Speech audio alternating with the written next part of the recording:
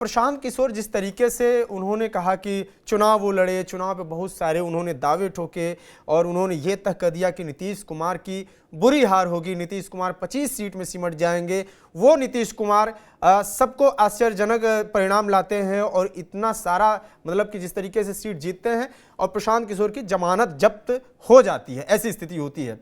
फिर प्रशांत किशोर नई चीज़ लाते हैं कि भाई 10-10 हज़ार रुपए में हर विधानसभा से 60-60 हज़ार टाइप के वोट खरीद लिए गए। अब वो कोर्ट जाते हैं, कोर्ट में भी पटना हाई कोर्ट नहीं सुप्रीम कोर्ट जाते हैं, सुप्रीम कोर्ट उनको फटकार लगाती है।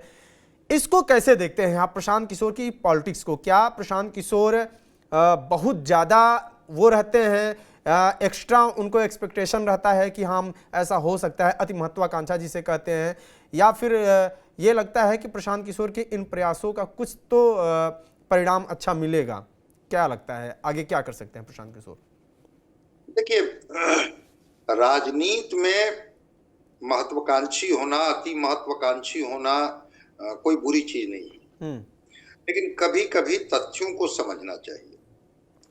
जब उन्होंने महिला मतदाताओं को कहा कि 10,000 रुपया दे करके प्रभावित किया गया और सुप्रीम कोर्ट में उन्होंने अपील की कि 25 से 35 लाख महिला मतदाता जो चुनावी प्रक्रिया की पवित्रता और निष्पक्षता को प्रभावित इसलिए की कि उनके खाते में 10,000 रुपया चले गए। जब चुनाव के पहले भी जब ये पैसे जा रहे थे, कई चुनाव आयुक्त, मैं नेशनल पैनल में बैठा था, तो उन्होंने जवाब दिया था जब पूछा गया उनसे कि क्या इस समय ये 10,000 रुपए की राशि जो महिलाओं के खाते में दी जा रही है, क्या ये चुनाव की निष्पक्षता को नहीं प्रभावित करेगी? तो उन्होंने कहा था कि अगर कोई कल्याणकारी योजना पहले से चल रही है और उसका कोई किस्त चुनाव के वक्त भी जारी होता है, तो हम लोग इसको इस चुनाव से जोड़ करके नहीं देखते। और यही बात सुप्रीम कोर्ट ने भी कहा। सुप्रीम कोर्ट ने भी कहा कि कल्याणकारी योजनाओं को आप चुनाव की प्रक्रिया के साथ क्लब करके मत देखिए।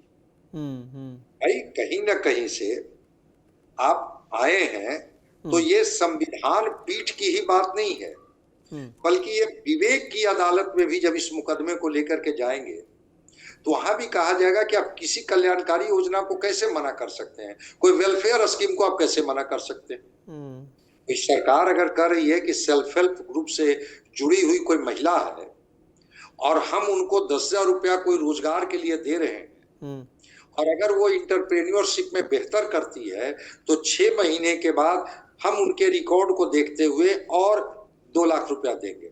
चूंकि बिहार उसकी प्रयोगशाला रही है कि दीपिका दीदियों ने अपने को साबित करके दिखाया है। यह सेल्फ हेल्प ग्रुप जब शुरू हुआ था वर्ल्ड बैंक से लोन लेकर के और इस ग्रुप को शुरू किया गया था, और जब इन्होंने परफॉर्म करना शुरू किया, बिहार के जीडीपी में इनका योगदान शुरू हुआ, तो सरकार को लगा कि महिलाओं के मनोबल को बढ़ानी चाहिए। चुनाव की प्रक्रिया को इन्होंने प्रभावित किया नहीं किया, लेकिन था तो कल्याणकारी योजना ही ना, वेलफेयर स्कीम के तहत ही न दिया गया था। मुख्यमंत्री महिला उत्थान योजना के तहत ये राशि चुनाव के पहले शुरू की गई थी। हाँ, इसकी किस्तें चुनाव में के दरमियान भी दी गई। अब जो प्रशांत किशोर थे या जो इनके वकील रहे होंगे, इन्होंने कहा कि संविधान के अनुच्छेद 324 और लोक प्रतिनिधित्व की जो धारा 123 के तहत कार्रवाई की जा सकती है और चुनाव की प्रक्रिया को रद्द कर दीजिए। चुनाव आयोग ने कहा कि कोई एक ऐसी योजना जिससे महिलाओं को बेनिफिट हो, इसकी वजह से हम पूरी चुनाव की प्रक्रिया रद्द कर दें, ये कैसी बात है भाई? किस तरह की बात? सुप्रीम कोर्ट के जस्टिस सूर्यकांत तो ये भी डायरेक्ट कह रहे हैं कि उन्होंने पूछ लिया कि आपको कितने वोट मिले थे और आप अपनी लोकप्रियता के लिए आप कोर्ट का न्यायिक मंच का इस्तेमाल कर रहे हैं। भाई हाई कोर्ट जाइए, छोटे और भी लोअर कोर्ट हैं, जिला न्यायालय है, इन सब में भी जा सकते हैं, सीधे सुप्रीम कोर्ट में अपील कर रहे हैं ताकि नेशनल मुद्दा बना रहे ये। हाँ बिल्कुल, तो वही उन्होंने कहा कि भाई ये क्या मामला है, जाइए हाई कोर्ट में जाकर के आप ये कीजिए। आप सीधे सुप्रीम कोर्ट में आ गए कि ताकि आपको मीडिया अटेंशन मिले और चुनावी प्रक्रिया जो होती है, लोकतंत्र में जो अधिकार है, वो चुनावी प्रक्रिया को इस तरह से प्रभावित नहीं किया जा सकता।